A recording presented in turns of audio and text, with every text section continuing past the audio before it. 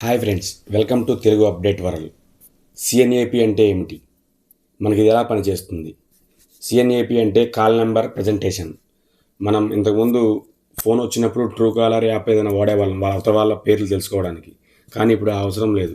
మనం సిమ్ తీసుకున్నప్పుడు ఏదైతే ఐడి కార్డు ఇస్తామో ప్రభుత్వ రికార్డులో ఎక్కిందో మనకి ఇక మీద ఏ ఫోన్ వచ్చినా అవతల వాళ్ళ పేరు డైరెక్ట్గా గవర్నమెంట్ రికార్డులో ఉన్న పేరు ప్రకారం మన డిస్ప్లే అవుతుంది.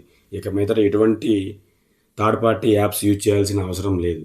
ఎందుకు అంటే దానివల్ల మనకి చాలా యూజ్ ఉంది. డైరెక్ట్గా వాళ్ళ ఒరిజినల్ ఐడి కార్డుతోనే మనకి పేరు డిస్ప్లే అవుతుంది.